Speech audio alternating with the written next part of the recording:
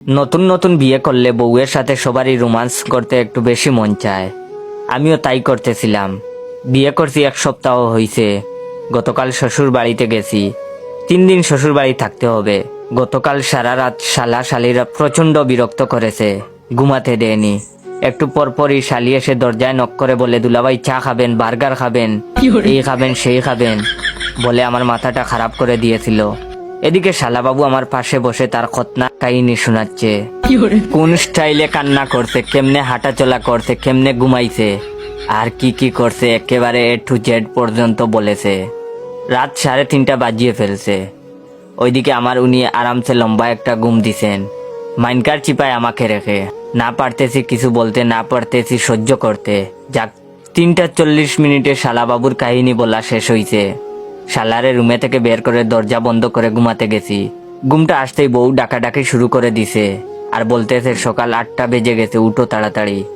অনেক জুরাজুরি করে আরেকটু সময় ঘুমাতে পারিনি। 10টার সময় নাকি আমাকে আমার চাচা শ্বশুরের বাড়ি নাস্তা করতে হবে, মেহমানদারি করতে হবে, তাই এখনই ঘুম থেকে উঠতে হবে।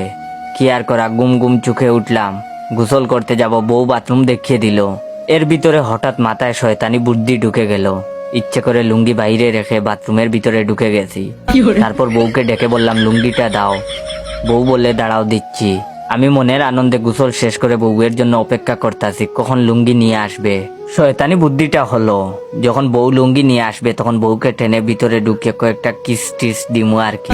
অনেকক্ষণ অপেক্ষা করার পর আবার বউকে ডাক দিলাম, কোথায় গেলা, লুঙ্গিটা দিয়ে যাও বলে বাথরুমের দরজা খুলে হাত বাড়িয়ে রাখছি। বউ বলে, দিচ্ছি। একটু পর বউ লুঙ্গি নিয়ে আসলো। আমার হাতে লুঙ্গি দিতেই বউয়ের মুখ না দেখে আমি বউয়ের হাত ধরে ফেলেছি। হাত ধরে টানাটানি, বউ টানে বাইরের দিকে, আমি টানি ভিতরের দিকে। পুরুষ মানুষ তো, তাই বউ টানাটানি করে পারেনি। টেনে হেসে ভিতরে ঢুকিয়ে দরজা বন্ধ করতে যাব, তখন জুড়ে ও মাগো বলে চিৎকার মারছি। শ্বশুর বাড়ির সব বাথরুমের সামনে জড়ো হয়ে গেছে। আসলে কাহিনীটা কি হয়েছে এবার আমি বলি। বউ লুঙ্গি দিতে দেরি হচ্ছে বলে শাশুড়ি নিজেই লুঙ্গি দিতে চলে আসছিল। বউ মনে করে আমি এই কামটা করে ফেলেছি। শাশুড়ি হাসতে হাসতে বাথরুম থেকে বের হয়েছে। আমি তাড়াতাড়ি বাথরুমের দরজা বন্ধ করে ভিতরে বসে আছি। সব ঘটনা শাশুড়ি সবাইকে বলতেই হাসাহাসির প্রতিযোগিতা শুরু হয়ে গেল। শালাশালি হাসতে হাসতে মাতৃতে গোড়াগড়ি খাচ্ছে। এদিকে আমি বেচারা লজ্জায় আর বাথরুম থেকে বের হতে পারছি না। কি কামটা করলাম, আর কখনো এমন রোমান্স করার চিন্তাও করব না আমি। কিছুক্ষণ পর বাহির থেকে বউ ডাকতেছে, সবাই চলে গেছে, বের হয়ে আসো।